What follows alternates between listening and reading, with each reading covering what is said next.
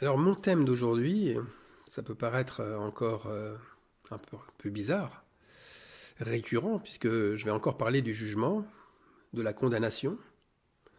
Et moi-même, je me pose encore la question, mais pourquoi dois-je parler encore du jugement, de la condamnation? Pourquoi ça revient comme un leitmotiv, comme une répétition, alors que ça devient même de plus en plus fréquent dans mes messages? J'ai l'impression d'avoir une sorte d'attirance obsessionnelle. Peut-être qu'il y a en fait de nouvelles choses à dire. Eh bien la réponse, je l'ai eue, et je l'ai eue d'abord dans mon corps, sans que je le sache. Et ensuite, la révélation s'est faite en écrivant mon message. Alors premièrement dans mon corps. Eh bien bizarrement, c'est par la douleur et la maladie que dimanche dernier, dans la nuit, et je n'ai jamais vécu cela auparavant, dimanche dernier, un germe qui était contenu dans mes aliments est venu attaquer mes intestins. Et ça a provoqué une intoxication, pas une petite, une intoxication conséquente puisque j'ai dû être hospitalisé. Alors rien de grave, mais là aussi, impossible de savoir quel aliment en était la cause. Nous avions tous mangé la même chose ce soir-là et j'étais le seul atteint. Mystère. C'est ma femme qui, me voyant plié en deux et recherchant mon souffle, me dit d'un ton un petit peu ironique. Tiens, voilà, tu sais maintenant ce que ressent vraiment une femme enceinte. C'est vrai, j'avais des bouffées de chaleur, j'avais des pertes de sang, j'avais des contractions abdominales, douloureuses, et une respiration haletante. Mes amis, mes frères et sœurs, nous sommes dans les derniers moments, c'est la dernière heure. Ce sont les douleurs de l'enfantement. C'est le grand jour redoutable de l'Éternel. C'est ce que Dieu me dit à travers cette attaque. Le temps de la préparation va s'achever, et c'est le temps du jugement qui va tomber, c'est imminent. Alors de cet accouchement va se manifester une chose glorieuse, la gloire de Dieu par ses fils, par son épouse. Ésaïe 66, 8. À peine en travail, Sion a enfanté ses fils. Romains 8, 22. Or nous savons que jusqu'à ce jour, la création tout entière soupire et souffre les douleurs de l'enfantement. Et ce n'est pas elle seulement, mais nous aussi, qui avons les prémices de l'esprit. Nous aussi nous soupirons en nous-mêmes, en attendant l'adoption, en attendant la rédemption de notre corps, car c'est en espérance que nous sommes sauvés.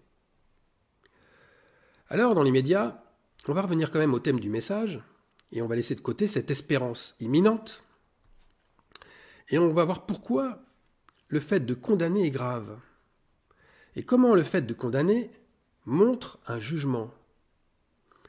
Les personnes qui ont pris l'habitude de condamner, elles se condamnent elles-mêmes.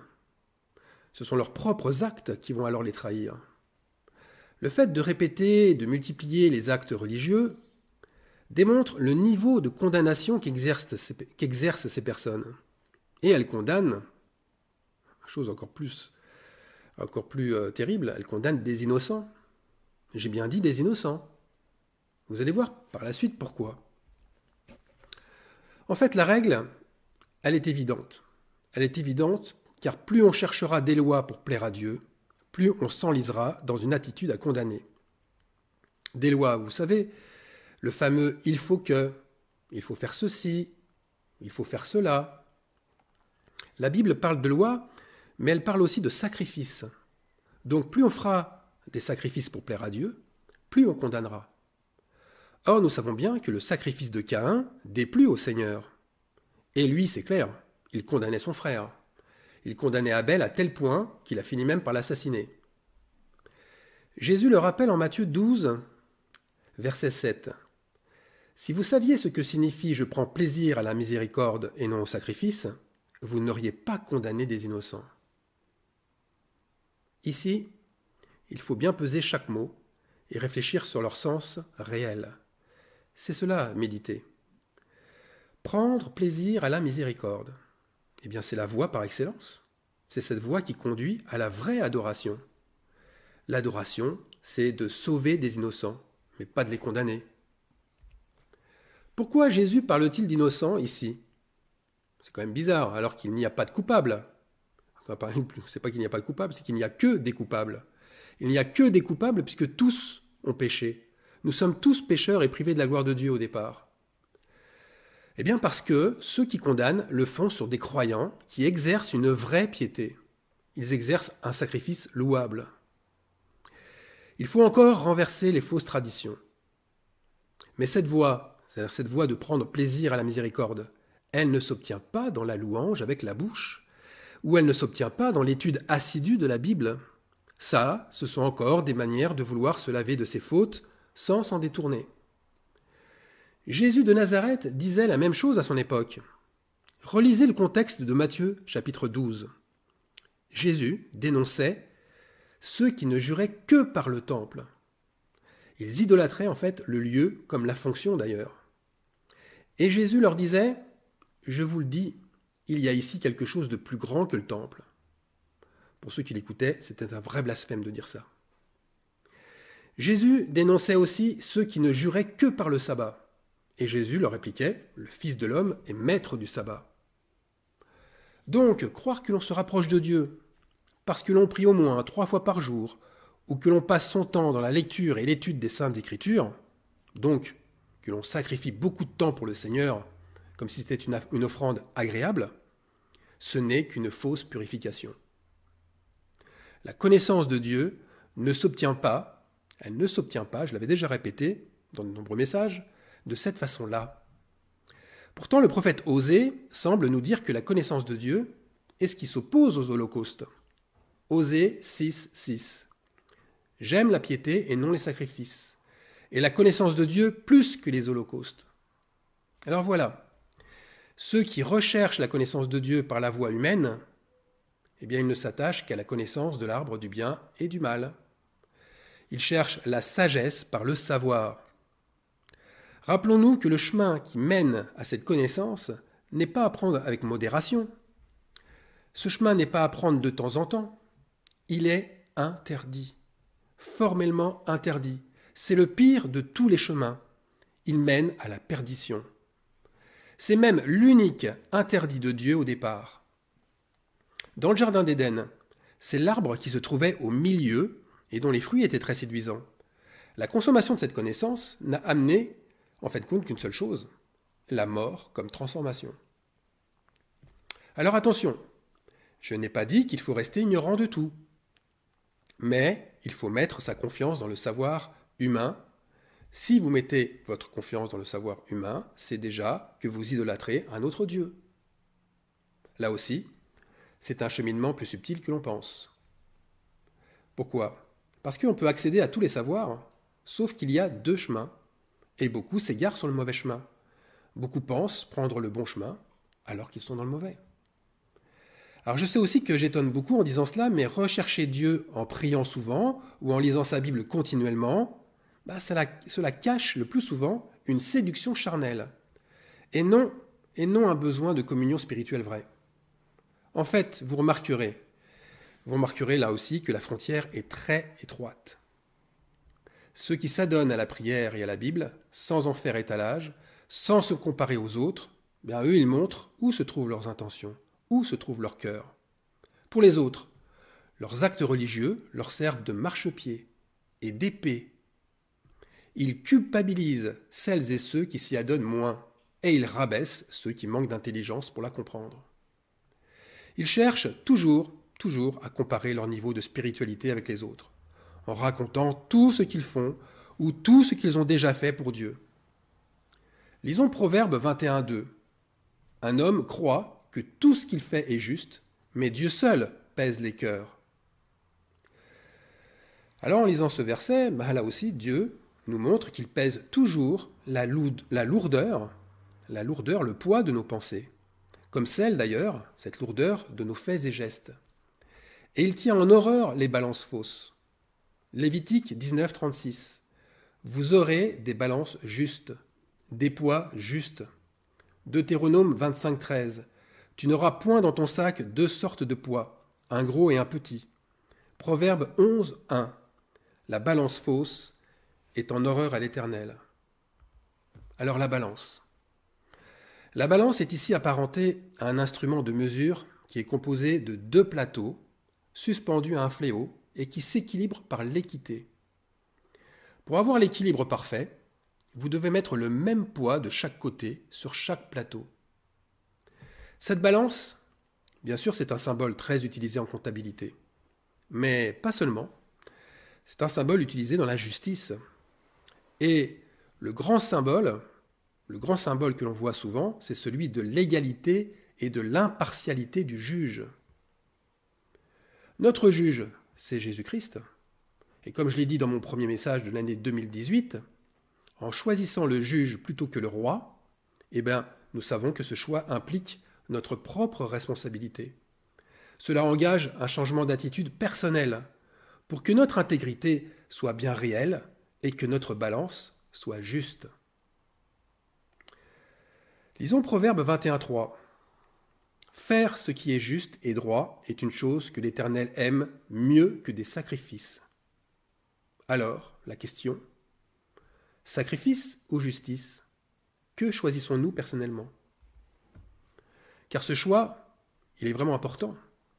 Nous savons que c'est pour ce jugement-là que Christ revient en premier. Christ revient d'abord pour juger nos actes de sacrifice et nos actes de justice. Alors faire croire que l'on est important, faire croire que l'on pèse lourd par ses actes saints, comme je le répète, placer très haut la Sainte Prière ou la Sainte Bible, alors que sa piété est bien légère, c'est avoir une balance fausse, avec des poids lourds d'un côté et légers de l'autre. Lourd dans l'apparence et léger dans la réalité. Dieu sait très bien qui est Abel et qui est Caïn, avant même qu'ils fassent leur sacrifice, qu'ils offrent leur offrande. Leur offrande n'est en fait qu'une démonstration de leur cœur que Dieu connaît bien avant. Dieu sait très bien qui se croit juste et qui se croit pécheur. Alors une question. Abel se croyait-il juste en montrant son offrande? Non, pas du tout. Abel se voyait pécheur. Et c'est pour cela qu'il ne condamnait pas son frère Caïn. Caïn qui était comme lui, pécheur. Et c'est pour cela que lui et son sacrifice à Abel furent agréables à Dieu. Son sacrifice a montré le même poids que celui de son cœur. Et c'est pour ça que sa balance était juste. Caïn, par sa balance fausse, restait esclave du péché, tandis qu'Abel, lui, s'en libérait. C'est là, en fait, c'est là, sur cette frontière, que se fait la justice de Dieu, entre l'esclavage et la liberté. Cette frontière nous montre quoi exactement? Eh bien, elle nous montre 2 alliances. Et là, je vais reprendre les mots de Paul. Paul, dans Galates 4, 22. Il est écrit qu'Abraham eut 2 fils, un de la femme esclave et un de la femme libre. Mais celui de l'esclave naquit selon la chair, et celui de la femme libre naquit en vertu de la promesse. Ces choses sont allégoriques, c'est-à-dire ce sont des images, car ces femmes sont 2 alliances. Voyez la frontière, elle montre l'alliance de la chair d'un côté, c'est-à-dire l'esclavage, et elle montre l'alliance de l'esprit de l'autre, c'est-à-dire la liberté. C'est cette frontière, c'est-à-dire cette justice, qui a abouti à la diaspora, à la dispersion du peuple d'Israël et à son esclavage. On va lire pour ça le contexte qu'on trouve dans Ézéchiel, chapitre 11, versets 10 et 11. « J'exercerai contre vous mes jugements. Vous tomberez par l'épée. Je vous jugerai sur la frontière d'Israël. » Écoutez bien, ça va revenir 2 fois. « Et vous saurez que je suis l'Éternel. La ville ne sera pas pour vous une chaudière, et vous ne serez pas la viande au milieu d'elle. C'est sur la frontière d'Israël que je vous jugerai. » Voilà la 2e fois. Mais ici, dans ce que l'Esprit Saint annonce par la bouche de son prophète Ézéchiel, le jugement est clair.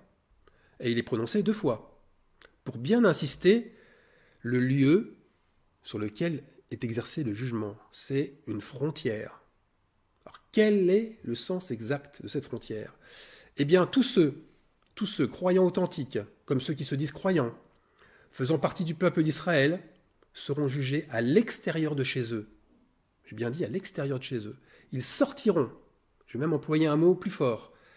Ils seront expulsés, expulsés de la ville d'où ils ont évolué et recevront alors leur jugement. Pour nous, aujourd'hui, Israël est l'Église des nations, puisque le chandelier est passé aux nations. Donc, les disciples, comme les faux oins, sortent de l'Église locale. Ils sortent de la ville, qui est devenue une fournaise, un lieu de mort, pour recevoir leur jugement. Mais alors quel jugement? On en revient au point de départ, c'est la balance de la justice. C'est elle qui les jugera. Tous les faux oins verront alors leur propre idolâtrie, leur propre supercherie et bien sûr leur imposture. C'est cela la frontière d'Israël. Ce sont des indices qui permettent de reconnaître deux territoires, le territoire d'un Israélite et le territoire de l'étranger.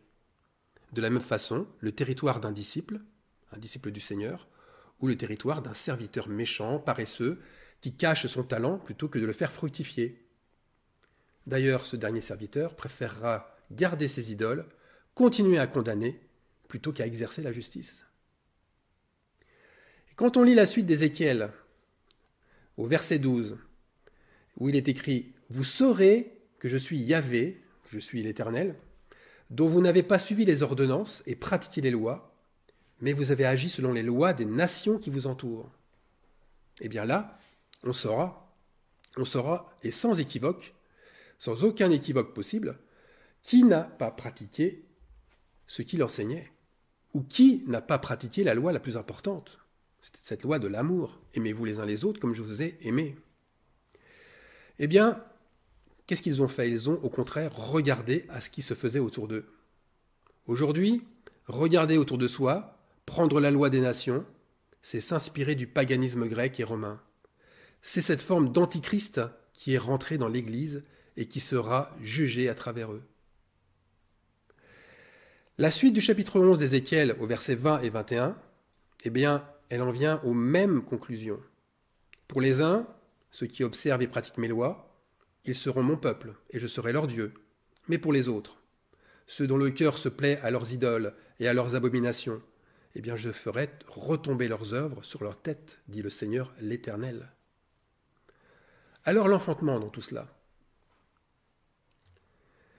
Eh bien l'enfantement, curieusement, sa réalisation ressemble sur bien des points au jugement de la frontière d'Israël. L'accouchement ne donne pas que la vie. Elle ne donne pas que la vie à un nouvel être. L'accouchement sert aussi à expulser loin du corps ce qui était au début indispensable à la croissance du fœtus et qui constituait son nid intra-utérin, sa ville, si vous voulez, pour faire référence à la prophétie d'Ézéchiel. Et cette ville, cette vie intra-utérine, elle ne l'est plus une fois la naissance réalisée. Cette ville disparaît. Donc le placenta, qui est cette ville, qui est cette organisation religieuse, eh bien cet organe utile, très utile, eh bien il est devenu à ce moment-là vil, sans intérêt, et il est éliminé, jeté comme un déchet. Et un être nouveau apparaît, coupé de ce cordon ombilical qui le maintenait prisonnier de cet univers, de cet nouvel univers. Tout cela, bien sûr, c'est une image, c'est une allégorie. Mais cette image nous montre bien la frontière où est jugé Israël. Cette balance faussée par la contradiction de celle ou de celui qui espère en Dieu, qui compte vraiment sur sa délivrance, mais d'un autre côté, qui rend le mal. Alors voici comment nous réagirons. C'est-à-dire comment réagiront ceux qui naîtront ainsi, qui naîtront de la femme libre. Ésaïe 66, 9, 14. Alors là aussi, une petite parenthèse pour dire que c'est le dernier chapitre d'Ésaïe, c'est la fin de l'histoire du croyant qui se termine, mais elle se termine comme elle a commencé, par une naissance. Alors je lis. « Ouvrirai-je le sein maternel pour ne pas laisser enfanter, dit l'Éternel. Moi qui fais naître, empêcherai-je d'enfanter, dit ton Dieu. Réjouissez-vous avec Jérusalem. Faites d'elle le sujet de votre allégresse, vous tous qui l'aimez. Tressaillez avec elle de joie, vous tous qui menez deuil sur elle. afin que vous soyez nourris et rassasiés du lait de ses consolations, afin que vous savouriez avec bonheur la plénitude de sa gloire. Car ainsi parle l'Éternel, voici, je dirigerai vers elle la paix comme un fleuve, et la gloire des nations comme un torrent débordé. Et vous serez allaités, vous serez portés sur les bras et caressés sur les genoux, comme un homme que sa mère console, ainsi je vous consolerai. Vous serez consolés dans Jérusalem, vous le verrez, et votre cœur sera dans la joie, et vos os reprendront de la vigueur comme l'herbe. L'Éternel manifestera sa puissance envers ses serviteurs, mais il fera sentir sa colère à ses ennemis. Amen. Seigneur, je te prie, c'est vrai, que ce message réveille ceux qui se voyaient justes par leurs offrandes, et qu'ils changent leur poids léger par des actes d'amour délibérés, par des actes faits sans calcul. Pour les autres, je prie le Seigneur que leurs prières qui ont été faites par des soupirs, par de nombreux soupirs, dans cette longue et attente, eh bien, que leurs prières intercèdent par l'Esprit auprès de celui qui sonde les cœurs, pour que celui qui sonde les cœurs, notre Dieu, les fortifie tous en retour. C'est ma prière. Amen.